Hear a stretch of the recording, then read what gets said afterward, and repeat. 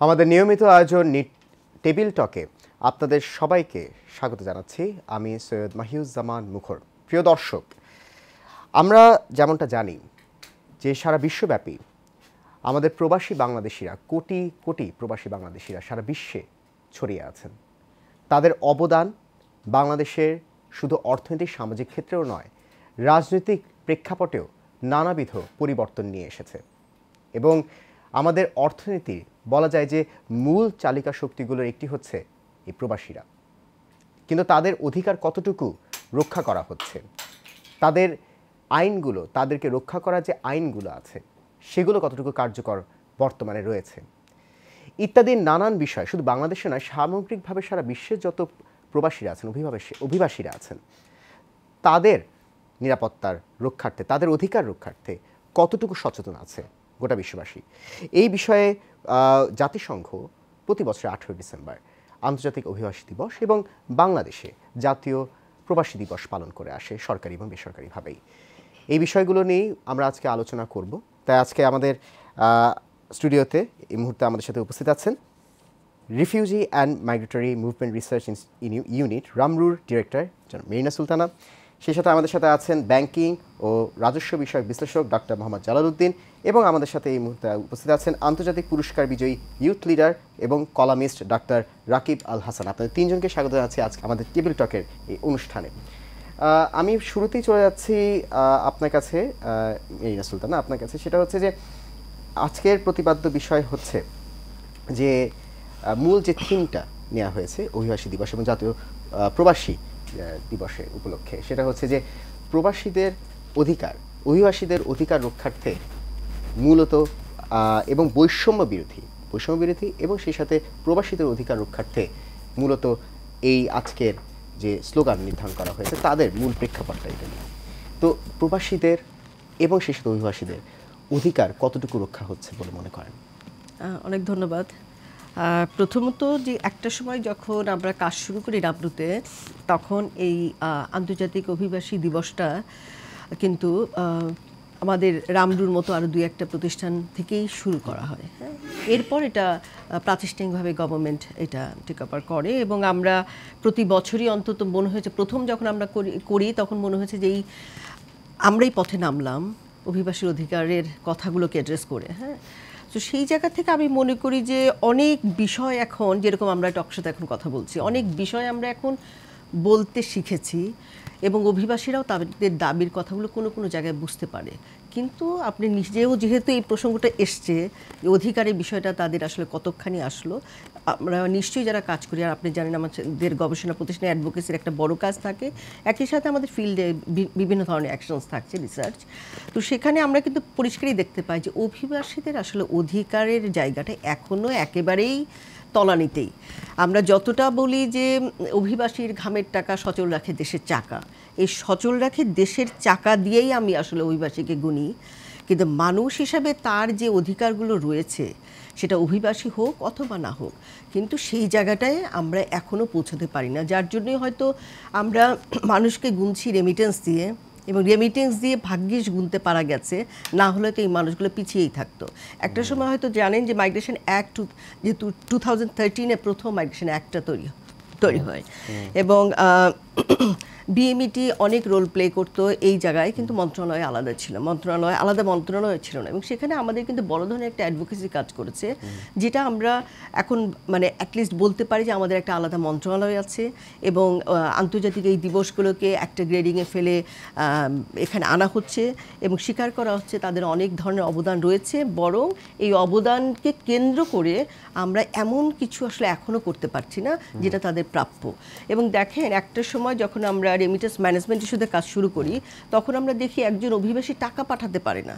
2006 যখন প্রথম আমরা মাঠে কাজে যাই রামরুতে, তখন আমরা দেখি একজন অভিবাসী যদি ব্যাংকের মাধ্যমে প্রপার চ্যানেলে টাকা পাঠায়, তার যে সময় লেগে যায়, সেই জায়গা থেকে তারা হুন্ডিকেই কিন্তু প্রধান জায়গা বেছে নেয়, যেটা খুব শর্ট টাইমে তারা পায়। তাদের অনেক হ্যাসেল গেলেও মনে করে যে ওটাই আমার জন্য বিশ্বাসযোগ্য জায়গা। তারপর দেখেন অনেক পরিবর্তন কিন্তু হয়েছে এখানে। আমার 2006-এর যে রেমিটেন্সের জায়গা ছিল, এখন যে 13, আমরা বলি যে মানে অফিসিয়ালি 1,60,00,000 উপরে হচ্ছে মানুষ অফিসিয়ালি থাকছে। এবং আমাদের গবেষণা বলে যে এই এই মানুষগুলোর মধ্যে প্রায় 31% মানুষ যারা বিদেশে যেয়ে প্রতারণার শিকার হয়, এবং অনেকে আছে যাওয়ার আগে 19% তারা যারা বিদেশে যাওয়ার জন্য টাকা দিয়ে যেতে পারে না। এবং কোনো না কোনো ফর্মে এই 52% মানুষ হচ্ছে কোনো না কোনোভাবে প্রতারণার শিকার। এখন এইটাকে যদি আমি যেহেতু ডাটাটা বড়, 6000 ডাটা আমাদের প্রায়, তো এই ডাটাটার একটা রিফ্লেকশন যদি এটা আসে, তাহলে কিন্তু আমরা যে রেমিটেন্স আমরা পাই, এত বিলিয়নের রেমিটেন্স, গত বছরও সম্ভবত আমাদের 23 বিলিয়নের উপরে যে রেমিটেন্স, সেই রেমিটেন্সের আমরা কিন্তু পুরোটা আমরা এখনো পাই না। তাহলে এখানে একটা এই গ্যাপগুলো কোথায় রয়েছে? মূলত হুন্ডির কারণে এটা অনেক সময় শুধু হুন্ডি বলা যাবে না, কারণ যারা যাচ্ছে তারা অনেকেই আছে যারা আবার ফেরত আসে, যার কোনো ডাটা নেই আমাদের কাছে। এবং আমরা যদি এই বছরের একটা তথ্য আপনাকে দিই, যে জানুয়ারি থেকে জুলাই পর্যন্ত আউটপাস নিয়ে ফেরত এসছে 40,000 মানুষ, 6 মাসে। তাহলে এই যে আউটপাস নিয়ে চলে আসা মানুষগুলো কারা? পাসপোর্ট নিয়ে যাচ্ছে কিন্তু কাজের উদ্দেশ্যে গেলেও তারা কাজটা পাচ্ছে না। এবং তাহলে এখানে ম্যাল প্র্যাকটিসগুলো কোথায় কোথায় থাকছে?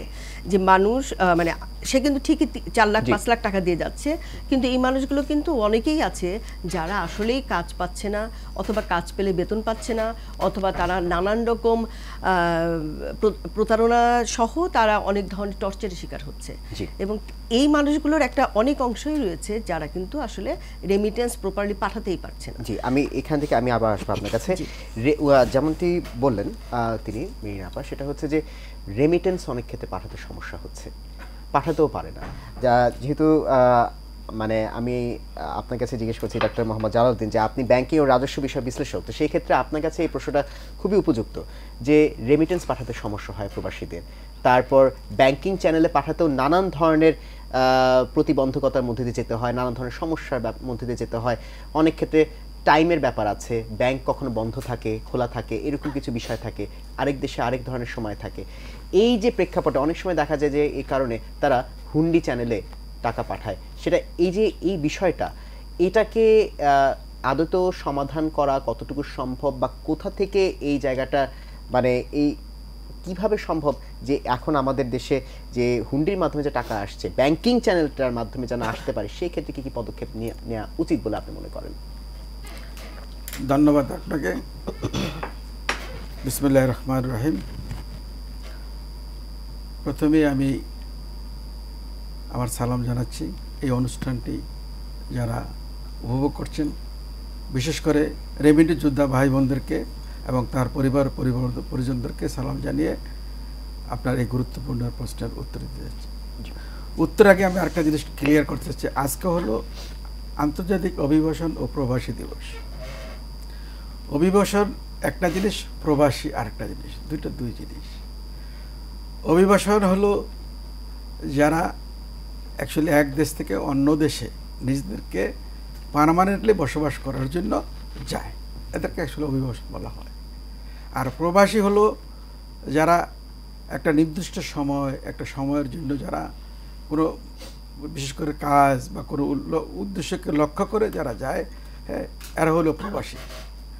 হ্যাঁ, তো অভিবাসী এবং প্রবাসী দুই জিনিস। প্রবাসীরা কিন্তু যায় টাকা উপার্জন করতে, আর যারা অভিবাসী এর ভিতরে একটা অংশ কিন্তু তারা তো গিয়ে পুরো এটাই তো পার্মানেন্টের জন্য যাচ্ছে বসবাস করার জন্য, কিন্তু তারা আবার বাংলাদেশে তাদের যে সমাজ জায়গা জমিন সয় সম্পদ আছে এটি বিক্রি করে কিন্তু তারা আবার নিয়ে যায়। তো সুতরাং অভিবাসন এবং প্রবাসীর ভিতরে গালফ অফ ডিফারেন্স। যারা প্রবাসী আমরা এদেরকে বলি রেমিটেন্স যোদ্ধা, যাদের কষ্টের অর্থের বিনিময়ে আমাদের দেশের ফরেন কারেন্সি যোগান দেয়, আমাদের রিজার্ভ যাদের দ্বারা অ্যাকচুয়ালি যোগান হয়। সেই ভাইদের দুঃখ কষ্টের কথা ম্যাডাম তো বলেছেন। হ্যাঁ, তাদের দুঃখ শুধু এক জায়গায় না, প্রতিটা পদে পদে তাদের দুঃখ। যাবার সময় তো তাদের অতিরিক্ত টাকা দিয়ে যেতে হয়, যেখানে ম্যান পাওয়ার থেকে শুরু করে, ম্যান পাওয়ার এজেন্সি থেকে শুরু করে, এয়ারপোর্ট ইমিগ্রেশন থেকে শুরু করে সব জায়গায় কিন্তু তাদেরকে বিভিন্নভাবে হ্যাসেল হতে হয়। আমি একটা ঘটনা আপনাকে বলি, খুব অতি সম্প্রতি গত 15ই ডিসেম্বর, জাস্ট 2 দিন আগের ঘটনা। একজন রেমিটেন্স যোদ্ধা, উনি সৌদি আরবে যাবেন। উনি সম্ভবত বিএনপি পরিবারের একজন সদস্য, বিধায় তার ভিতরে হামলা মামলা ছিল, সেগুলি কোর্ট থেকে সুনির্দিষ্ট তাকে দেওয়ার পরও, মুক্তি দেওয়ার পরও এয়ারপোর্ট তাকে ছাড়ে নাই, এয়ারপোর্ট তাকে আটকে রাখছে। যিনি ইমিগ্রেশন কর্মকর্তা উনি বলতেছেন, আমি বুঝতেছি এটা একটা হয়রানিমূলক মামলা, এটা রাজনৈতিক মামলা, তারপরও কিন্তু উনি ছাড়তেছেন না। অবশেষে যেহেতু আমি রেমিটেন্স যোদ্ধাদের নিয়ে কাজ করি দীর্ঘদিন যাবৎ, এক যুগেরও বেশি আমি কাজ করি রেমিটেন্স যোদ্ধা, আমি নিজেও একজন রেমিটেন্স যোদ্ধা। সুতরাং উনি আমাকে ফোন দিলেন যে এই অবস্থা। আমি চেষ্টা করলাম ওসি ইমিগ্রেশনের সাথে কথা বলার জন্য ঢাকা এয়ারপোর্টের, ওনার সাথে উনি আমার ফোন ধরেন নাই, কথা বলতে চাচ্ছেন না।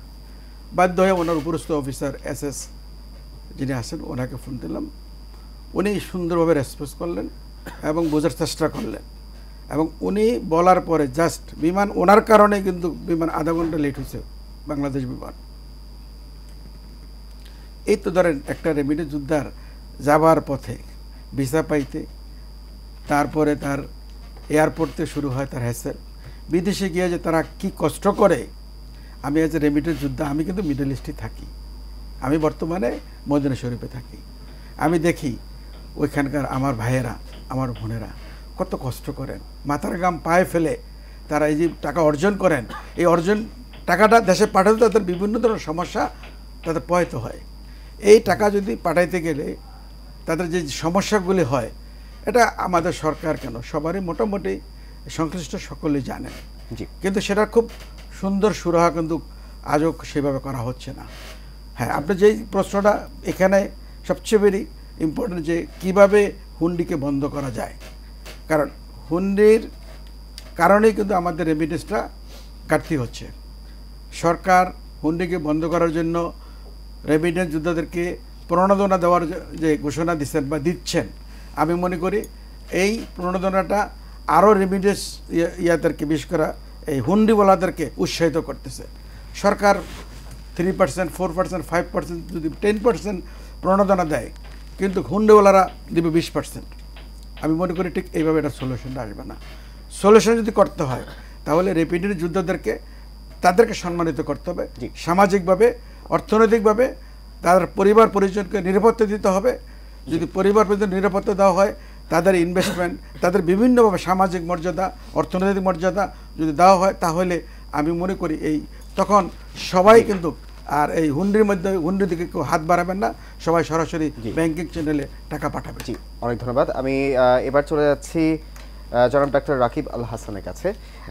যেহেতু আপনি ইউথ লিডার, আপনি জানেন যে আপনি বিভিন্ন দেশে ভ্রমণ করেছেন, আপনি বিভিন্ন কনফারেন্সে, সামিটে অংশগ্রহণ করেন। তো আপনার কাছে যে বিষয়ে জানতে চাই, যে এই যে অভিবাসী কিংবা ধরেন মূলত যে প্রবাসী বাংলাদেশে, আমাদের বাংলাদেশের প্রেক্ষাপট থেকে যদি বলি, যে তারা নানা ধরনের সমস্যার সম্মুখীন হচ্ছে, কিন্তু এই যে 5ই আগস্ট, আমি যদি রাজনৈতিক প্রেক্ষাপটটার দিক থেকে যদি বলি, প্রবাসীদের যে ভূমিকা শুধু অর্থনৈতিক বা সামাজিক নয়, রাজনৈতিক প্রেক্ষাপটেও তাদের একটা বড় ভূমিকা ছিল, যেটা বড় প্রমাণ দিয়েছে 5ই আগস্টের সে আন্দোলন, যে ছাত্র জনতা অভ্যুত্থানের মধ্যে যে আন্দোলন হয়েছে, সেই সময়ে দেখা গেছে যে তাদের বড় ধরনের ভূমিকা দেখা গেছে। এর আগে কিভাবে তারা বন্ধ করে দিয়েছিল অর্থ, এবং 5ই আগস্টের পর তারা আবার কিভাবে রেমিটেন্স পাঠানো শুরু করেছিল। এই যে একটা সামগ্রিক যে একটা সংযোগ বাংলাদেশের সাথে তাদের থাকে, এই যে রাজনৈতিক পট পরিবর্তন হয়েছে, এটাকে আপনি কিভাবে দেখেন, যে প্রবাসীদের যে বড় ভূমিকা?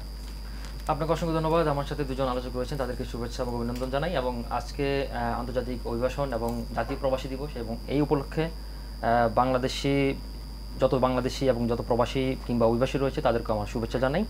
এবং বাংলাদেশের অর্থনীতির যে পুনরুত্থান এবং পুনর্গঠন হয়েছে দুটি শিল্পের মাধ্যমে, একটি হচ্ছে গার্মেন্টস, আমাদের RMG, একটি হচ্ছে রেমিটেন্স প্রবাসী সেক্টর। এবং এই দুটি সেক্টরের মূল রূপকার শহীদ প্রেসিডেন্ট জিয়াউর রহমান, আমি তাকেও খুব গভীরভাবে শ্রদ্ধা স্মরণ করছি। যাই হোক, আপনার প্রসঙ্গে আসছে আমি, সেটি হচ্ছে কি জাতীয় অভিবাসী দিবস এবং জাতীয় প্রবাসী দিবস, আন্তর্জাতিক অভিবাসী দিবস। আমি এ প্রসঙ্গে একটু প্রেক্ষাপট টানতে চাই। শ্রমিকদের স্বার্থ রক্ষায়, পর্যাপ্ত নিরাপত্তা এবং তাদের পরিবারের ন্যায্য অধিকার রক্ষায় আন্তর্জাতিক চুক্তি 45/158 এটা স্বাক্ষরিত হয় 1990 সালে। তার পরিপ্রেক্ষিতে 1997 সালে ফিলিপিনো এবং অন্যান্য এশিয়ান কান্ট্রিতে এটি আনুষ্ঠানিকভাবে তারা প্রচার করা শুরু করে। কিন্তু 2000 সালের 4 ডিসেম্বর তারা সিদ্ধান্ত নেয় প্রতি বছর 18 ডিসেম্বর তারা আন্তর্জাতিক অভিবাসন দিবস পালন করবে। সেই হিসেবে 2000 সাল থেকে 24 সাল আজকের দিন পর্যন্ত 24তম সেই আন্তর্জাতিক অভিবাসন দিবস। আর যে প্রসঙ্গটি বলছিলেন সেটা হচ্ছে কি আমাদের শুধুমাত্র অর্থনীতির অন্যতম চালিকা শক্তি কিংবা প্রাণশক্তি হিসেবেই আমাদের রেমিটেন্স যোদ্ধা কিংবা অভিবাসনরা গুরুত্বপূর্ণ রোল প্লে করছে না, তারা আসলে আর্থসামাজিক, ইন্টারকালচারাল এক্সচেঞ্জ এবং আমাদের আর্থসামাজিক উন্নয়ন এবং পরিবর্তনও তারা একটা ব্যাপক ভূমিকা পালন করছে, যার অন্যতম জ্বলন্ত উদাহরণ আমরা দেখেছি আমাদের জুলাই গণঅভ্যুত্থানে। আপনি লক্ষ্য করে দেখবেন জুলাই গণঅভ্যুত্থানে যখন আমাদের 3 দিন ইন্টারনেট ক্র্যাকডাউন ছিল, পতিত ফ্যাসিস্ট শেখ হাসিনা যখন পুরো ইন্টারনেট ক্র্যাকডাউন করে দিয়েছিল, তখন সারা বিশ্বে বিশেষ করে আমাদের মধ্যপ্রাচ্যে এবং আমাদের ইউরোপের যে বাজারগুলো রয়েছে সেখানে দেখবেন, আপনি লক্ষ্য করে দেখেছিলেন যে সেখানে আমাদের অভিবাসন কিংবা আমাদের প্রবাসীরা তারা তখন আন্দোলন গড়ে তোলে এবং জনমত গড়ে তোলে। এবং তারই পরিপ্রেক্ষিতে আপনি খেয়াল করেছেন সংযুক্ত আরব আমিরাতে 57 জনকে বন্দী করা হয় এবং এই আন্দোলন মুহূর্তের মধ্যে আগ্নেয়গিরির মতো বিস্ফোরণ আকারে ছড়িয়ে পড়ে অন্যান্য দেশে, এবং সেটি একটি খুব গুরুত্বপূর্ণ রোল প্লে করেছিল শুধুমাত্র ইন্টারন্যাশনাল একটি অ্যাটেনশন সিকিংয়ের জন্য শুধু নয়, ইন্টারন্যাশনাল আপনি যদি মনে করেন আন্তর্জাতিক সংস্থাগুলো কিংবা যারা পলিটিক্যাল স্টেক হোল্ডার তাদেরকেও একটা খুব গুরুত্বপূর্ণ রোল প্লে করে। এবং আপনি যখন খেয়াল করবেন যখন তারা ঘোষণা দিয়েছিল যে আমরা আজ থেকে বাংলাদেশে রেমিটেন্স পাঠানো বন্ধ করে দেবো, তারা এরকম একটা সিদ্ধান্ত নিয়েছিল, তো তারপর থেকে আপনি খেয়াল করে দেখবেন পতিত ফ্যাসিস্ট শেখ হাসিনা তার গুম হারাম হয়ে গিয়েছিল। সুতরাং এর পরবর্তী সময়ে আমরা যখন দেখেছিলাম এই রেমিটেন্স পাঠানোর হারটি খুব জোরে সোরে আসা শুরু করছিল, এবং আপনি খেয়াল করবেন 5ই আগস্টের পরবর্তী সময়ে অনেক প্রবাসীরা বা রেমিটেন্স যোদ্ধারা তারা ঘোষণা দিয়েছিল তারা এই জাতি গঠনে, এই দেশ পুনর্গঠনে, অর্থনৈতিক পুনর্গঠনে তারা গুরুত্বপূর্ণ ভূমিকা পালন করতে চায়, এবং সেটি জ্বলন্ত উদাহরণ আমরা দেখছি 5ই আগস্টের আগ পর্যন্ত বছরের 7-8 মাসের যে পরিমাণ রেমিটেন্স এসেছে তার পরবর্তী এই 5 মাসে 4 কিংবা 5 মাসে সেটির হার অত্যধিক আকারে বেড়ে গেছে। সুতরাং আমরা লক্ষ্য করছি যে আমাদের প্রবাসীরা এখানে খুব গুরুত্বপূর্ণ রোল প্লে করছেন। আর তাছাড়া আমাদের ইন্টারকালচারাল এক্সচেঞ্জ কিংবা আমাদের যে জনমত গঠনে প্রবাসীরা বরাবর মতো গুরুত্বপূর্ণ ভূমিকা পালন করে আসছে, এবং তাদেরকে আমাদের সেই যথার্থ সম্মান এবং ক্রেডিট দেওয়া উচিত। জি, ধন্যবাদ ডক্টর রাকিবুল হাসান। আমরা আবারও আমাদের সম্মানিত অতিথির কাছে আসবো, তবে একটা বিরতিতে এখন যেতে হচ্ছে। দর্শক, টেবিল টকে সময় হয়ে গেল একটা বিরতি, ফিরছি একটু পর, সঙ্গেই থাকুন।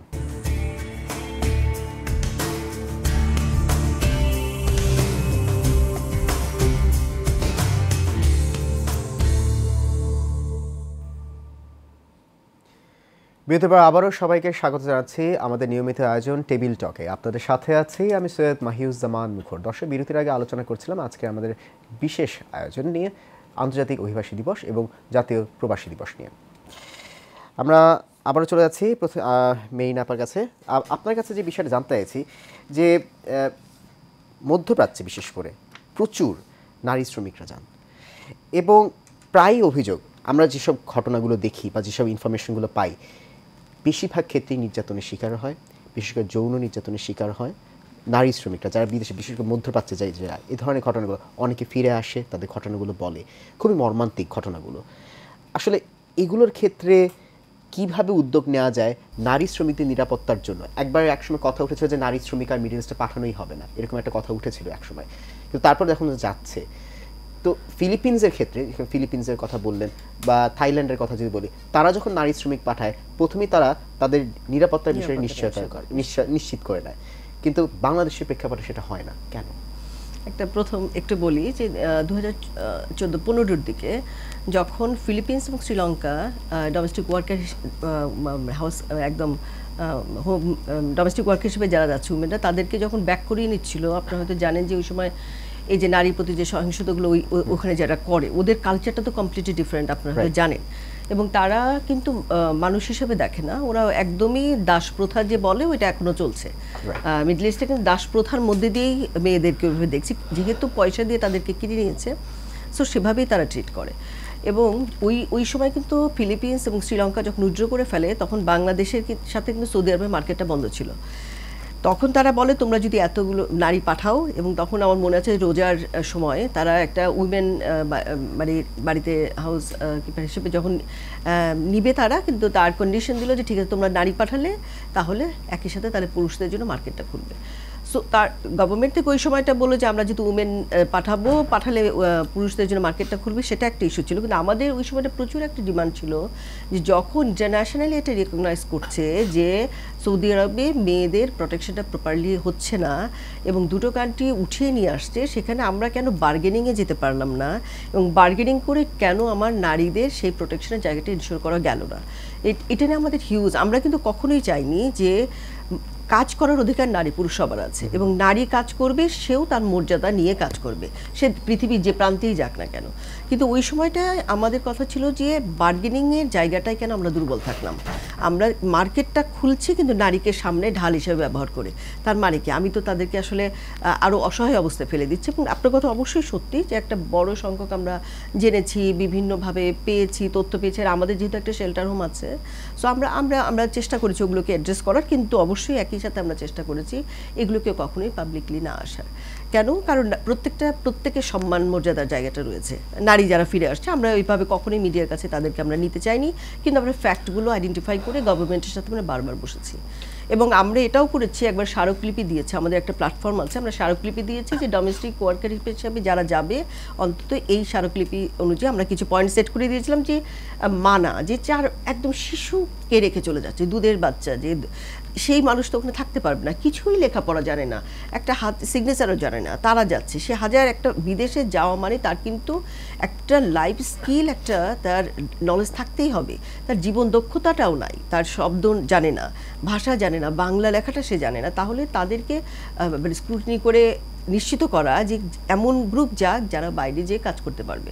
সো এইটা নিয়ে কিন্তু আমাদের একটা ইস্যু ছিল। আর একটা জিনিস বলি, দেখেন ওখানে একজন উমেনকে পাঠালে এখনও পর্যন্ত যেহেতু জিরো মাইগ্রেশন কস্ট, সেজন্য একজন উমেনকে পাঠালে বরং তারা একটা অ্যামাউন্ট দিচ্ছে এখানে।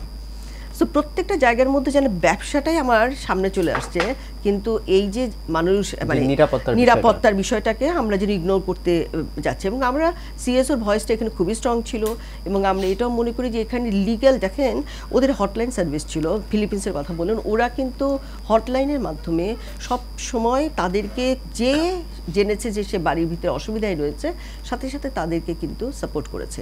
আমরা প্রথম আনলাম যে কথাটা যে এজেন্সি নারীদের নিচ্ছে, সেই নারীদের এই এজেন্সি থেকে তাদের একটা নিশ্চিত করতে হবে যে তারা কমিউনিকেশনের মধ্যে থাকবে, এবং সেগুলোকে কিন্তু আমরা বেশ কিছু আমরা ওই সময় দাবি করে কিছু কিছু জিনিস এনেছিলাম, যে একজন শিশু বাচ্চা রেখে যেতে পারবে না, যে যাবে তার জন্য ট্রেনিংটা প্রপারলি হয়।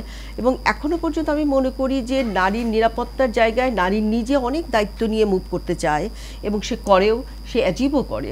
কিন্তু প্রাতিষ্ঠানিকভাবে নারীকে শুধু বিদেশে না, দেশেও আমাদের দেখবেন আপনি ডোমেস্টিক ওয়ার্কাররা নানান রকম কিন্তু হ্যাসেলের শিকার হয়। তো এই জায়গাটা আমাদের ফোকাস করা অবশ্যই প্রয়োজন। আমি আসবো আপনার কাছে, আমি চলে যাচ্ছি এবার জনাব ডক্টর মোহাম্মদ জালালউদ্দিনের কাছে। আপনার কাছে যে বিষয়টা জানতে চাইছি, যে অনেক ক্ষেত্রে আমাদের বাংলাদেশে প্রবাসী যারা আছেন তাদের নিয়েও কিন্তু বিদেশে অভিযোগ আছে, কেউ অনেক ধরনের অপরাধে জড়িয়ে যায়, অনেক ধরনের তারা দেখা যায় যে আর্থিক অনেক ধরনের নয়ছয় করে, অনেক বিষয় আছে তারা এরকম করে। এই বিষয়টা আপনি যেহেতু নিজেও একজন প্রবাসী, তো সেই ক্ষেত্রে আপনি এই বিষয়গুলো কতটুকু পর্যবেক্ষণ করে দেখেছেন, এবং এইগুলো থামানোর জন্য কতটুকু বাংলাদেশে তাদেরকে ট্রেনিং দেওয়ার প্রয়োজন বলে মনে করেন, যে এইগুলো যেন না করে তারা? অ্যাকচুয়ালি আপনার প্রশ্নের উত্তরে আমাকে খুব ক্লিয়ারভাবে বলতে হচ্ছে, বাংলাদেশি যারা বিদেশে আছেন, সমস্ত প্রবাসী ভাই বোনেরা আছেন, এদের বিরুদ্ধে অভিযোগটা অনেক নগণ্য, বরং নিয়োগকর্তারা তাদের উপরে যে অত্যাচার অবিচার করেন সেটা অনেক গুণে বেশি। সুতরাং যেগুলি করে তারা বাধ্য হয়ে, তাদের যে নিয়োগকর্তারা যে এক ধরনের চাপ প্রয়োগ করে বা নিয়ম নীতিগুলো তৈরি করে, সে কারণে অনেক ক্ষেত্রে বাধ্য হয়ে তারা অনেক ধরনের অপকর্মকে জড়িয়ে যায় বলে মনে করেন কেউ কেউ, সবাই না হলে কিছু কিছু। সেটা খুবই নগণ্য সংখ্যায়, যখন তাদের অ্যাকচুয়ালি টলারেন্স চলে যায়, তখন হয়তো কিছু কিছু অপকর্ম, কিছু অঘটন ঘটে। এটা সব ক্ষেত্রে হতে পারে, কিন্তু নিয়োগকর্তারা যেই অন্যায় অবিচারগুলি অ্যাকচুয়ালি এই যে রেমিটেন্স যোদ্ধাদের উপরে, কর্মচারীদের উপর করা হয়, সেটা কিন্তু সংখ্যা অনেক বেশি। আমি যতটুকু জানি, গত বছর এই বাংলাদেশে রেমিটেন্স যোদ্ধাদের পক্ষ থেকে প্রায় অভিযোগ আসছিল বোধহয় 138টার মতন, সম্ভবত আমার কাছে যতটুকু একটা রিপোর্ট ছিল, তার ভিতরে হ্যাঁ এটা ছিল 1240টা 2022 সালে ছিল, কিন্তু তার ভিতরে ম্যাক্সিমাম হলো চিটিং, ফ্রডেন্ট ছিল রেমিটেন্স যারা বিদেশে তাদের উপরে, এবং এগুলি কিছু কিছু মীমাংসা করা হয়েছে। তাই আসলে এটা বড় প্রতারণাটা হয় কিন্তু বাংলাদেশের কাছে পক্ষ থেকে, বাংলাদেশের বিভিন্ন পর্যায়ে। এটা কিন্তু ওই যারা নিয়োগকর্তাদের পক্ষ থেকে অত্যাচার হয় বড় ধরনের, কিন্তু যারা ওখানে কাজ করেন বিদেশিরা, আমাদের প্রবাসী ভাইদের এরা অন্যায়ের পরিমাণটা একেবারেই নগণ্য, যেটা ওদের তুলনায় এটা কোনো কাউন্টে আসে না। যারা আমাদের দেশের বৈদেশিক মুদ্রার রিজার্ভকে বাড়ায়, বৈদেশিক যোগান দেয় প্রতি বছর। আজকেও আমি দেখলাম পত্রিকাতে 14 দিনে $138 মিলিয়ন আসছে। তার মানে কি প্রতি বছর প্রায় $25 বিলিয়ন হচ্ছে। তো গত বছরে ছিল কিন্তু 21 বিলিয়ন, এই বছর 23 বিলিয়ন। এখন এবছর এটা তো 25, এবং রেমিটেন্স যোদ্ধাদেরকে যদি ঠিক মতো নার্সিং করা যায়, এটা আমি মনে করি 30 বিলিয়নে যেতে এটা আরো বেড়ে যাবে। জি, আমি আসবো ডক্টর জাওয়াদ আপনার কাছে, তবে আমি চলে যাচ্ছি আবারও ডক্টর রাকিবের কাছে। ডক্টর রাকিব, আমাকে বলুন যে এই যে দেখা যাচ্ছে যে উনি যে বলেন যে নিয়োগকর্তার বিষয়টা, যে বেশিরভাগ ক্ষেত্রে কিন্তু এক ধরনের রাজনৈতিক প্রশ্রয় কিন্তু পায়, অতীতেও কিন্তু বহুবার দেখা গেছে। এখন এখান থেকে পরিত্রাণ পাওয়ার যে সুযোগ আসছে, সেটা কিভাবে কাজে লাগানো যেতে পারে? আচ্ছা, পরিত্রাণের সুযোগ আছে, কিন্তু সুযোগটা আমরা কাজে লাগাচ্ছি কিনা সেটা একটা বড় প্রশ্ন। আপনি দেখুন, আমাদের যে ম্যান পাওয়ার যে বিজনেসটা গত 53 বছর যদি আমাদের স্বাধীনতার আমাদের জন্মলগ্ন ইতিহাস থাকে, কিন্তু আমি যদি 80 দশক থেকে শুরু করি, তাও তো 40 বছর পার হয়ে গেছে। এবং এই 40 বছরে যে গভর্নমেন্টে এসেছে, সেই গভর্নমেন্টে তাদের কিছু ক্রিমিনাল, কিছু স্মাগলারকে দিয়ে এই ব্যবসাটিকে নিয়ন্ত্রণ করেছে। এবং নিয়ন্ত্রণ করার কারণ হচ্ছে কি, এখানে প্রত্যেকটা লেয়ার বাই লেয়ার খুবই দুর্নীতি থাকে, এবং এখানে প্রত্যেকটি তারাই এগুলোর সাথে জড়িত। আপনি যদি দেখেন, আমাদের দেশ, আমাদের পার্শ্ববর্তী দেশ ইন্ডিয়া এবং নেপাল একই যে কস্টে পাঠায়, তার 3 থেকে 4 গুণ বেশি আমাদের দেশের লোকদের পাঠাতে হচ্ছে। এবং এই টাকা বেশি পাঠানো দেওয়ার কারণে এই টাকার বোঝা, ঋণের বোঝা, কিংবা তার গরু বেচার টাকা, তার স্বর্ণ বেচার টাকা, তার ল্যান্ড বিক্রি করার টাকা, সবগুলো টাকা হচ্ছে কি যে আলটিমেটলি যে যায় তার উপরে পড়ে। এবং আমাদের যেহেতু বেশিরভাগ শ্রমিকই মধ্যপ্রাচ্য কেন্দ্রিক, এবং আপনি খেয়াল করবেন আমাদের মধ্যপ্রাচ্যে সৌদি আরবে এই মুহূর্তে 33 লক্ষ 3.3 মিলিয়ন পিপল ওখানে কাজ করে, এবং আপনার মালয়েশিয়াতে 10 লাখের উপরে কাজ করে, আরব আমিরাতে 8 লাখ কাজ করে, কাতারে 5 লাখ কাজ করে। তো সব মিলে যে আমাদের এই যে পাঠানোর যে খরচটা অত্যধিক মাত্রা বেশি। এবং হচ্ছে কি আপনি দেখেন এই তাদের যে লেয়ার, শুধুমাত্র খরচের টাকাটা না, এখানে ট্রেনিং কস্ট, আমাদের মেডিকেল চেক আপের কস্ট, বিমান ভাড়ার কস্ট, ফেয়ার কস্ট, সবগুলো কস্ট অনেক বেশি।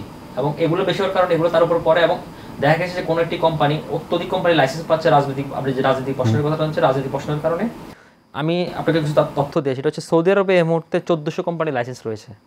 মানে ক্যান ইউ ইমাজিন, 1400 কোম্পানির লাইসেন্স শুধুমাত্র সৌদি আরবে রয়েছে। তো সৌদি আরবে এরকম কোনো কোম্পানি দেখা গেল যে 100টি ওয়ার্ক পারমিট রয়েছে, কিন্তু সেই লোক পাঠাচ্ছে 400-500।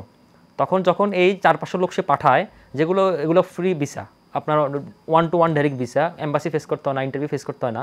তো সুতরাং 100 লোকের জায়গায় যখন 400-500 লোক যায়, তখন বাকিদেরকে কর্মসংস্থান আপনি কীভাবে দেবেন? যার কারণ হচ্ছে কি এবছর 24% পিপল ব্যাক করতেছে। কারণ হচ্ছে কি আপনার লোক নাই। এবার হচ্ছে যেহেতু আমাদের এম্বাসিগুলো খুব বেশি ফাংশনিং করে না, সুতরাং এখানে তখন তারা প্রায় অভিভাবক শূন্য হয়ে পড়ে, এবং গৃহ ছাড়া যে ওখানে একেবারেই খুব নাজুক অবস্থা পড়ে। আর মধ্যপ্রাচ্যে যেহেতু কাফালা সিস্টেম, সেখানে স্পন্সরশিপের একটা ব্যবস্থা থাকে কারো দায়িত্বে বা অধীনে থাকা অবস্থায়, এবং সে যদি খারাপ হয়, এবং 90% ক্ষেত্রে দেখা যাচ্ছে সে খুব খারাপ না, সে বদের বদ। তো যার কারণ হচ্ছে কি তখন হচ্ছে কি এই সিস্টেমের কারণে হচ্ছে কি আলটিমেটলি আমাদের এই সিস্টেমটা গ্রো করতেছে না, এবং হচ্ছে কি আমাদের এখানে সাফারার সংখ্যা দিন বাড়তেছে। এবং সে তো জবও বদলাতে পারে না, যে সৌদি যায় তাকে অনুমতি নিতে হয়, সৌদি কর্তৃপক্ষকে জানাতে হয়। এবং সে যদি কোম্পানি চেঞ্জ করে তখন তাকে দেশে ব্যাক করতে দেয়। এবং শুধু তাই না, আমাদের আরো অনেকগুলো দেশে এই মুহূর্তে আমাদের অনেকগুলো দেশের ভিসা, আমি যদি আপনি জানতে চান কি, আমি প্রশ্ন করার না করার আমি উত্তর দিয়ে ফেলতেছি। সেটা হচ্ছে কি, সেটা হচ্ছে কি আমাদের এই অন্তর্বর্তীকালীন সরকারের 4 মাসে এই সেক্টরে টোটালি ফেইল্ড। আপনি যদি বলেন এখানে আমাদের কাজ করার অনেক সুযোগ ছিল, আমাদের এই মুহূর্তে অনেকগুলো দেশের ভিসা বন্ধ, আমাদের সংযুক্ত আরব আমিরাতের ভিসা বন্ধ, আমাদের মালদ্বীপ বন্ধ, মালয়েশিয়া বন্ধ, ওমান বন্ধ, বাহরাইন বন্ধ, দক্ষিণ কোরিয়া বন্ধ। তো এই ভিসাগুলো ইজিলি চালু করা যেত, কিন্তু আমাদের এই গভর্নমেন্টের পক্ষ থেকে এখন পর্যন্ত আমরা কোনো উদ্যোগ দেখিনি। শুধুমাত্র পুরাতন ভিসাগুলো চালু করা না, নতুন কোনো কর্মক্ষেত্র তারা এখানে কিছু দেখেনি। কিন্তু তারা ঠিকই আপনি দেখবেন তারা আইএলওর সাথে মিটিং করতেছে, আইএমওর সাথে মিটিং করতেছে। তারা কি মিটিং করতেছে তারা জানে, তাদের খোদা জানে। তো যাই হোক, আলটিমেটলি আমরা চাবো যে এই সেক্টরটি খুব দ্রুত উন্নতি লাভ করুক, এবং এই সেক্টরের দায়িত্বভারগুলো কিছু ভালো মানুষের হাতে পড়ুক। কিন্তু ভিসা দেওয়ার ক্ষেত্রে দেখা যাচ্ছে যে আগে যেখানে ভারত নির্ভরশীলতা ছিল, মানে দিল্লিতে গিয়ে অনেক সময়, সেই ক্ষেত্রে ডক্টর ইউনূস কিন্তু ইউরোপিয়ান রাষ্ট্রদূতদের সাথে একটা বৈঠক করেছেন, এবং অনেকেই বলছে যে এখন চেষ্টা হচ্ছে যে ভারত নির্ভরশীল না হয়ে এখন ভিসা যেন বাংলাদেশ থেকে যেন সরাসরি পায়, বিশেষ করে ইউরোপিয়ান দেশগুলোতে। আমি সেই প্রসঙ্গে আসছি, তার আগে আমি আরেকটি বিষয় আপনাকে অ্যাড্রেস করতে চাই। সেটি হচ্ছে কি, বাংলাদেশ আসিয়ানের জোটে অংশ নেওয়ার জন্য খুব জোর প্রচেষ্টা চালাচ্ছে এবং ডক্টর ইউনূসের পক্ষ থেকে সেখানে আবেদন জানানো হয়েছে। তারই পরিপ্রেক্ষিতে মালয়েশিয়ার প্রধানমন্ত্রী আনোয়ার ইব্রাহিম তিনি বাংলাদেশে সংক্ষিপ্ত সফরের জন্য এসেছেন। তারই পরিপ্রেক্ষিতে এ মুহূর্তে এখনও পর্যন্ত ইস্ট তিমুরের প্রেসিডেন্ট তিনি বাংলাদেশে অবস্থান করছেন। তো বাংলাদেশ যদি আসিয়ানে জোরে ঢুকতে পারে তাহলে আমাদের যে ইন্ডিয়ার প্রতি যে ডিপেন্ডেন্সি পার্টটা সেটা আমাদের 40% কমে যাবে। এবং আজকেই থাইল্যান্ড ঘোষণা দিয়েছে তারা ই ভিসা চালু করতেছে এবং আমরা আশা করব আগামী 2 থেকে 3 মাসের মধ্যে সম্পূর্ণ পরিমাণ ই ভিসা চালু হয়ে যাবে। এবং শুধু তাই নয়, আমাদের যেগুলো দেশে আমাদের আগে ই ভিসা ছিল, ই ভিসা অফ হয়ে গিয়েছিল, মালয়েশিয়া, ব্যাংকক, সিঙ্গাপুর, ইন্দোনেশিয়া সহকারে সেসব দেশে পুনরায় চালু হবে।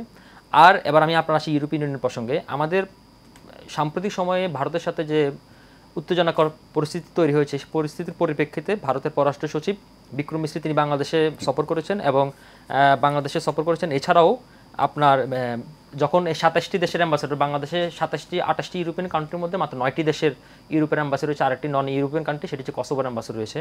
তো তারা সবাই যখন এসেছে তখন ডক্টর ইউনূসের মাধ্যমে তিনি আবেদন জানিয়েছেন প্রত্যেককেই যে আমাদের এখানে ভিসা সেন্টার চালু করার জন্য। আপনি দেখুন আমাদের অনেক দেশের ভিসা আছে, আপনি দেখেন ভিসা সেন্টার যেটা বাংলাদেশেও চালু নেই, কিন্তু ঠিকই একই ভিসা আপনার নেপালও চালু আছে। আপনি দেখেন আমাদের এখানে রোমানের ভিসা সেন্টার ছিল, আগে অফ হয়ে গেছে। আমাদের পোল্যান্ড নেই, হাঙ্গেরি নেই, পর্তুগাল নেই। সেই জায়গাগুলো হচ্ছে কি আমাদের ভারতের প্রতি ডিপেন্ডেন্সি করতে হয়। এবং যেহেতু ভারতের এখন ভিসা বন্ধ রয়েছে, ভিসা থাকার সময়ও আমাদের এখানে প্রচুর পরিমাণে হ্যারাসমেন্ট আছে, আমাদের এখানে দালালের দূরত্ব বাড়ে, আমাদের এখানে এক্সট্রা কস্ট বাড়ে। এবং এই টাকাটা তখন হচ্ছে দালালে তখন এই সুযোগটা নিয়ে তারা 2 থেকে 3 লাখ টাকা বাড়িয়ে দেয়। তো এই মুহূর্তে ডক্টর ইউনূস তিনি আবেদন জানিয়েছেন আমাদের এখানে ভিসা সেন্টার চালু করার জন্য, তারা সম্মত হয়েছেন এবং আগামী জানুয়ারি মাসে আমাদের বুলগেরিয়া এবং ক্রোয়েশিয়ার ভিসা সেন্টার এখানে চালু হচ্ছে। আমরা আশা করব পরবর্তী প্রত্যেকটি ইউরোপীয় ভিসা আমাদের বাংলাদেশে কার্যকর হবে। জি, আমরা বিস্তারিত এই বিষয়ে আরও জানবো, তবে আমাদের সময় হয়ে গেল একটা বিরতি। দর্শক, টেবিল টকের সময় হয়ে গেল আরও একটি বিরতি, কোথাও যাবেন না, সঙ্গেই থাকুন, ফিরছি একটু পর।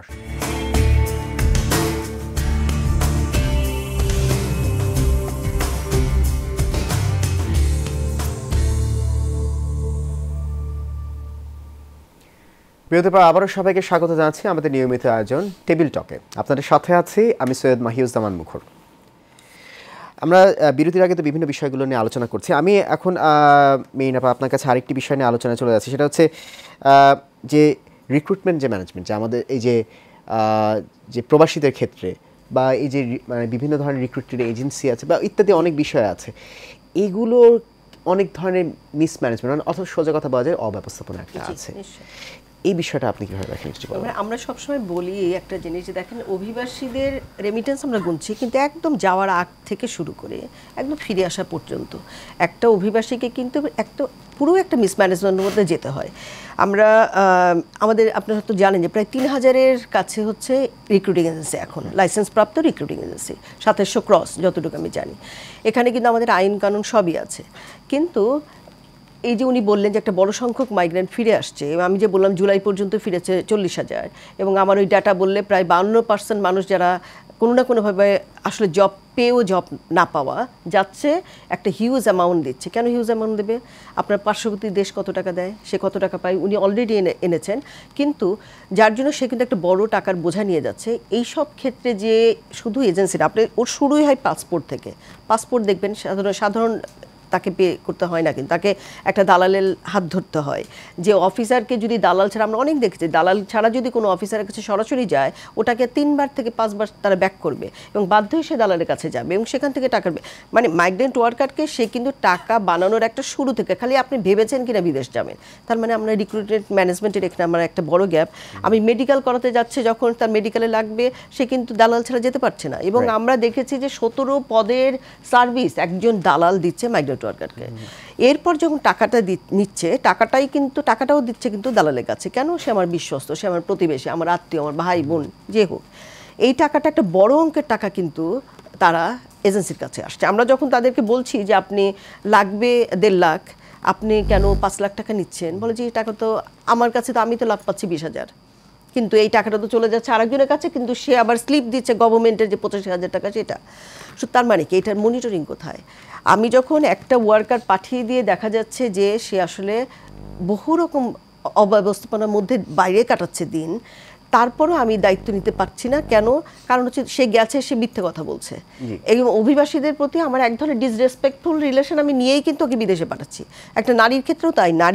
নারী ডোমেস্টিক ওয়ার্কার হিসেবে যাচ্ছে, তাই কিন্তু বলা চাচ্ছে তুই তো যে ওখানে খারাপ কাজ করবি, কিন্তু এজেন্সির দায় দায়িত্ব যে একটা মানুষ যখন ওয়ার্কার হিসাবে যাচ্ছে, ওয়ার্কারের যত ধরনের রুলস এবং রেগুলেশন আছে দায়িত্বের জায়গাটা নিতে সেই হবে। জায়গাটাকে ইনশিওর এবং করা। নিরাপত্তার এবং বিষয়টা আমরা নিশ্চিত করতে হবে। জানার পরেও কিন্তু আমরা বড় করে পানিশমেন্ট দেখিনি। আচ্ছা, জি, আমরা ধন্যবাদ। আমি আরেকটা বিষয় একটু বলতে চাচ্ছিলাম যে দেখেন, রেমিটেন্স প্রেরণের ক্ষেত্রে যখন সে কাজ পাচ্ছে না, সে কিন্তু ব্যাংক অ্যাকাউন্টের জন্য টোটাল প্রসিডিউরের মধ্যে নাই। আপনি যেন সৌদি আরবের মধ্যে দেশে সেখানে কিন্তু পাসপোর্ট নিয়ে নেয় ওই দেশের মালিক নিয়ে নিচ্ছে, কিন্তু আমরা কখনো এটা নিয়ে পার্সু করছি না বড় করে।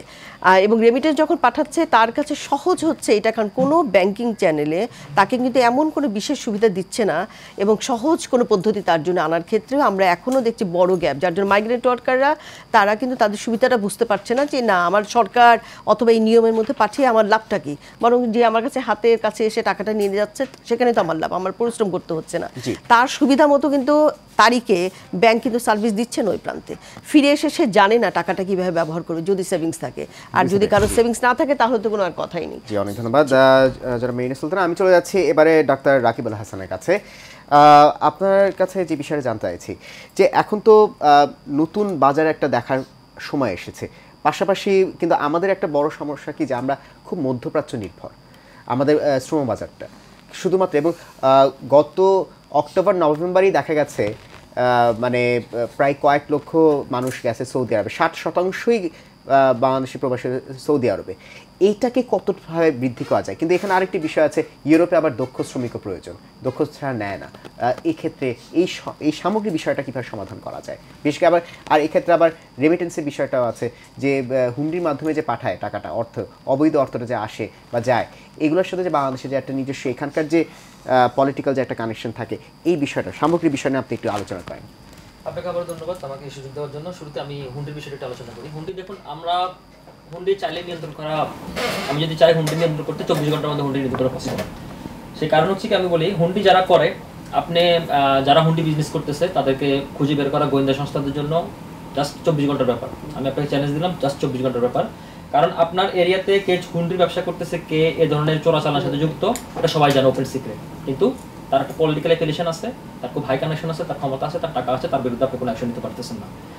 এক নম্বর কারণ। 2 নম্বর কারণ হচ্ছে কি, আপনার হুন্ডি, আপনি ধরুন খোলা মার্কেটে আজকে ডলার রেট 128 টাকা, কিন্তু আপনি যারা হুন্ডি বিজনেস করে সে আপনাকে 150 টাকা পর্যন্ত দিবে। কারণ কি জানেন? কারণ হচ্ছে কি, আপনি সে তো বিগত আওয়ামী লীগের সরকার আমলেও বিশাল লুটপাট করছে। এখন সে লুটপাট টাকা যদি সে আপনার লুটপাট টাকা শত হাজার কোটি টাকা, যেমন গতকাল শেখ হাসিনা বলেছিল তার পিয়ন 400 কোটি টাকা লুটপাট করেছে, কিন্তু আমরা খবর দেখতে পেলাম 626 কোটি টাকা, আরো 226 কোটি টাকা বেড়ে গিয়েছে। এবং আমি শিওর শেখ হাসিনা যে কাপড় দিয়ে দিত তার তো হাজার কোটি টাকা রয়েছে। দেখুন, সে যদি হুন্ডি ব্যবসা করতে চায়, এখন আর তো হুন্ডি ব্যবসা করতে হবে, কারণ হচ্ছে আপনি বৈধ পথে আপনি বছরে $12,000 বেশি বিদেশ নিতে পারবেন না। তো সুতরাং আপনি নিতে কিভাবে নিতে হবে? হুন্ডি মাধ্যমে নিতে হবে। তো এই কারণে সে ওখান থেকে বাংলা টাকা জাস্ট তার কাছে কাগজের নোটের মতোই। শেখ হাসিনা যাওয়ার আগে 80,000 কোটি টাকা ছাপাই গিয়েছিল। তো সুতরাং এগুলো তো কাগজই, যার কারণে হচ্ছে কি এই হুন্ডি আপনাকে পুরোপুরি স্বরাষ্ট্র মন্ত্রণালয় আমাদের হচ্ছে কি গোয়েন্দা সংস্থাকে অ্যাক্টিভলি এবং প্রোঅ্যাক্টিভলি কাজ করতে হবে, তাহলে হুন্ডি ব্যবস্থা সমাধান করা সম্ভব। আরেকটা বিষয় হচ্ছে আপনাকে আমি বলতে চাই, সেটা হচ্ছে কি আপনি যেটা বলছেন আমাদের নতুন মার্কেট গ্রো করা, সেটা হচ্ছে কি আমাদের মার্কেট গ্রোর অনেক আমি আসবো এই বিষয়ে, আমি আবার আসবো এই বিষয়ে। আমি এখন একটু চলে যাচ্ছি ডাক্তার জালাল সাহেবের কাছে। আপনি আমাদেরকে বলেন যে এই যে ডলারের যে একটা সমস্যা আছে, ডলারের ক্ষেত্রে যে ডলারের যে রেটটা, এটাকে কীভাবে সামঞ্জস্য করা যায়? প্রবাসীরা কিন্তু এটা নিয়ে খুব প্রেশারে থাকে, চাপে একটা থাকে ডলারটা, কারণ আজকেই যেমনটা বলা হয়েছে যে 128 টাকা বেড়ে গেছে, প্রতিনিয়ত কিন্তু বাড়ছে। এটা কিভাবে লাগাম টেনে ধরা যায়? আসলে ডলার মূল্য 128, তার অর্থ হলো ডলারের বিপরীতে বাংলাদেশের টাকার মূল্য কম, দুর্বল। বাংলা টাকা দুর্বল হওয়ার মূল কারণটা হলো অ্যাকচুয়ালি আমার ভাই বলেছিলেন যে শেখ হাসিনা যাওয়ার আগে দিয়ে 80,000 কোটি টাকা উনি অতিরিক্ত মুদ্রা করছেন। এটা যদিও পত্রিকা আছে 60,000 কোটি, আবার 60,000 কোটির সাথে আবার 79,000 কোটি টাকা ওনারা লোন নিয়েছেন বাংলাদেশ ব্যাংক থেকে। বাংলাদেশ ব্যাংক কিন্তু লোন দিতে পারে, লোন দিতে হয় কমার্শিয়াল ব্যাংক বা অন্যান্য প্রতিষ্ঠান। কিন্তু বাংলাদেশ যখন লোন দেয় তার মানে কি, এই টাকাটাও ওনারা মুদ্রণ করে দিচ্ছেন। যখন বাজারে অতিরিক্ত টাকা চলে আসে, মুদ্রণ হয়, ইলিগেলভাবে টাকা চলে আসে, হ্যাঁ, তখন কি হয়, জিনিসের দাম কমে যায়। মনে করেন আমাদের মার্কেটে একটা উদাহরণস্বরূপ 1000টা আমাদের গুডস আছে, আর আমাদের টাকাও আছে 1000, বাজার মার্কেট বলে ওটা। তাহলে একটা গুডসের দাম 1 টাকা করে পড়ে, 1 টাকা করে পড়ে। যখন 1000 টাকার পরিবর্তে 1500 টাকা হয়, তার মানে কি গুডসের দাম হয়ে যায় 1.5 টাকা। যদি টাকার পরিমাণ, গুডস আমার কিন্তু বাড়তেছে না, গুডস আমার 1000 হয়ে গেল, কিন্তু অতিরিক্ত মুদ্রণ করে যদি টাকা মার্কেটে আসে, যদি 2000 কোটি টাকা ছাপ হয়, তারপরে ওই 1 টাকা যেটা আগে ছিল সেটা দাম হলো 2 টাকা। তো 2 টাকা গেলে তখন তো ডলার তো ঠিক তদ্রুপ দুর্বল হয়ে যাচ্ছে ডলারের বিপরীতে। ডলার যেটা আগে ছিল 20 টাকা করে, সেটা হয়ে যাবে ডাবল। তো অ্যাকচুয়ালি অতিরিক্ত টাকা মুদ্রণের কারণেই কিন্তু ডলারের অবমূল্যায়ন হয়, নাম্বার 1। নাম্বার 2, আর বাংলা টাকার অবমূল্যায়ন হয়। নাম্বার 2 হলো যে বিদেশ থেকে তার বুঝতে হবে, যখন টাকা মূল্য বেড়ে যায়, যে দেশে এখন ইলিসিট ট্রেড বা হুন্ডিটা বেড়ে যাচ্ছে, বৈধ পথে টাকা কম আসতেছে। বৈধ পথে টাকা যখন কম আসবে, হুন্ডি বেড়ে যাবে, তখনই কিন্তু টাকার মূল্য, ডলারের দাম বেড়ে যাবে। তো এই ডলারের দাম যখন বেড়ে যায়, তখন এই সরকারের উচিত যারা হুন্ডি ব্যবসা করে এবং ইলিসিট ট্রেড মানে অবৈধ যে ব্যবসাগুলি আছে, চোরাচালান, এগুলোর প্রতি সরকার যদি সেভাবে কঠোরভাবে নিয়ন্ত্রণ করে, তাহলে কিন্তু ডলারের মূল্য অবশ্যই কমবে। এবং ক্ষেত্রবিশেষ প্রয়োজনে সেন্ট্রাল ব্যাংক ডলার কিছু মার্কেটও ছাড়তে পারে, তাহলে ডলারের মূল্যটা কমে যাবে। জি, অনেক ধন্যবাদ ডক্টর মোহাম্মদ জালালউদ্দিন। আমি একটু শেষ মুহূর্তে, আমরা তো অনুষ্ঠানে একেবারে শেষ পর্যায়ে চলে এসেছি, আমরা একটু জাস্ট 2 মিনিটে আপনি জাস্ট আপনার সবশেষ কথাটা বলবো, আমি সবার রিমার্কস দিব একটু করে, আপনি বলুন। আপনি যেটা বলছিলেন সেই সময় নতুন বাজারের বিষয়ে। আমি শেষ যে বিষয়টি বলতে চাই সেটা হচ্ছে কি, আমাদের এই মুহূর্তে আপনি দেখুন, আমরা বাংলাদেশ 18 কোটির দেশ বলে, আমার ধরুন 20 কোটি দশ, এখন হচ্ছে কি আপনার এত পরিমাণ কর্মসংস্থান নেই। আমাদের 84 লক্ষ 85 লক্ষ গ্রাজুয়েট বেকার রয়েছে। তো সুতরাং আমাদের শিক্ষিত কিংবা স্কিল ওয়ার্কারও পাঠাতে হবে, এবং আমাদের শুধুমাত্র ওয়ার্কিং ক্ষেত্রে নয়, আমাদের বিভিন্ন যে বিদেশি যে ইউনিভার্সিটিগুলো, সেগুলোর সাথে আমাদের এরকম চুক্তি করে এমইউ করে আমাদের স্কিল ওয়ার্কার পাঠাতে হবে। তো সেক্ষেত্রে হচ্ছে কি আমাদের নতুন নতুন কর্মক্ষেত্র এবং নতুন নতুন সম্ভাবনার দেশ আমাদের খুঁজে বের করতে হবে, এবং আমাদের প্রত্যেকটি দেশকে, আমাদের যেগুলো দেশের সাথে আমাদের কূটনীতি সম্পর্ক রয়েছে, এবং নতুন করে আমাদের ল্যাটিনের দেশগুলো আমাদের এখানে এম্বাসি ওপেন করেছে, তো সেখানেও আমাদের, ওরাও কিন্তু নতুন করে আরএমজি মার্কেটকে খুব ফোকাস করতেছে। তো সেখানে আমাদের শ্রমিকদের একটা, বিশেষ করে নারী শ্রমিকদের একটা প্রাধান্য রয়েছে। আর তাছাড়া হচ্ছে আপনি যেটা ওই সময় বলছিলেন যে ইউরোপের বাজারে আমাদের স্কিল ওয়ার্কার লাগে, তো সেক্ষেত্রে হচ্ছে আমাদের বাংলাদেশি যে শ্রমিকরা বা আমাদের যারা বিদেশে যায়, তাদের অনেক ধরনের সমস্যা রয়েছে। 1 নম্বর, তারা স্কিল ওয়ার্কার না, এবং তাদের ভাষাগত অনেক সমস্যা রয়েছে। সুতরাং আমরা যদি এই সবগুলোতে কম্প্যাক্ট একাকার করে এবং প্রত্যেকটা মিনিস্ট্রি যদি একসাথে হলিস্টিক অ্যাপ্রোচ নিই, তাহলে দ্রুত সময়ে আমাদের এটার উন্নতি ঘটবে, এবং আমরা যে এখন 23-24 বিলিয়ন ডলার পাচ্ছি, সেটা আমাদেরকে 35 to 40 বিলিয়ন ডলার পর্যন্ত আয় করা পসিবল। অনেক ধন্যবাদ। আমি অনুষ্ঠান শেষ করবো। আজকে মেরিনা সুলতান আপা, আপনার কাছে জানতে চাচ্ছি, প্রবাসী শ্রমিকদের অধিকার রক্ষার্থে এই যে সামগ্রিক যে বিষয়টা, এটাকে উন্নয়নের ক্ষেত্রে কি কি করা উচিত বলে মনে করেন, একটু 1 মিনিটে? আমাকে অবশ্যই long term, short term, mid টার্মে প্ল্যান করতে হবে, এবং সেটা বিভিন্ন অ্যাঙ্গেল থেকে। উনি যেরকম বলে মার্কেট চিন্তা করে, উমেনদের জন্য স্কোপ, যেরকম কেয়ার গিভার প্রচুর ডিমান্ড, আমরা এখন ধরতে পাই না, আমার স্কিল নাই। সুতরাং স্কিল একটা বেস্ট প্ল্যান করা, আমাদের এম্বাসিগুলোকে মোর দায়িত্বশীল করা, মাইগ্রেন্ট ওয়ার্কার সার্ভিসের ব্যাপারে তারা কীভাবে ইনস্ট্যান্ট তাদেরকে সাপোর্ট করতে পারে, সেই মেকানিজমকে ডেভেলপ করা, ম্যান পাওয়ার বাড়াক, রিসোর্স বাড়াক, কিন্তু সেগুলো লাগবে। প্লাস আমাদের ওয়ার্কাররা যারা রিয়েল অর্থেই দেখা যায় যে তাদের স্কিল একেবারেই থাকছে না, সে কথা বলতে পারছে না, ল্যাঙ্গুয়েজটাকে মাস্ট করে দেওয়া, যে দেশে যাচ্ছে সেই কান্ট্রি স্পেসিফিক যেন সে ট্রেনিংগুলো পায় যাওয়ার আগে, এবং এজেন্সিকে মোর দায়িত্বশীল করা এখানেও, কারণ সে শুধু পাঠিয়ে দেবে তা না, এবং একটা ট্রান্সপারেন্ট মেকানিজম মধ্যে যেন সে টাকাটা দিতে পারে, অফলাইনে কোনো টাকা দেবে না, সব অনলাইন কেন্দ্রিক যেন সে ডিজিটাল একটা মেকানিজম ব্যবহার করুক, যাতে করে আমরা দেখতে পাই গভর্নমেন্টের উচ্চ মহল থেকে সে আলটিমেট একজন মাইগ্রেন্ট ওয়ার্কার কত টাকা ব্যয় করেছে, কী পরিমাণ প্রতি মাসে লাশ আসছে। আপনি জানেন কেন এত অল্প বয়সের ছেলেমেয়েরা, কেন তাদেরকে মৃত্যু পর্যন্ত যেতে হবে। তার মানে এই জায়গাটায় আমাদের একদম খোলা চোখে যা দেখতে পাচ্ছি, এখন ওগুলোকে আসলে শুধু দেখা না, অ্যাকশনটাকে ইনশিওর করা, এবং সেই অ্যাকশনটা আমি অবশ্যই এই ওয়ার্কার, এই অভিবাসী শ্রমিক, তাদের জন্য আমরা চাইবো যেন সব সামগ্রিকভাবে একটা হলিস্টিক অ্যাপ্রোচ, ওনারা বলেছে হলিস্টিক অ্যাপ্রোচটা ছাড়া এটা কোনোভাবেই উত্তরণ ঘটানো সম্ভব না।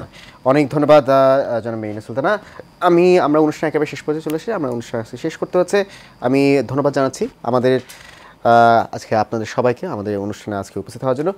দর্শক, আজকে আমাদের অনুষ্ঠানে উপস্থিত ছিলেন জনাব মেরিনা সুলতানা, তিনি হচ্ছেন refugee and migratory movement research unit রামরুর ডিরেক্টর।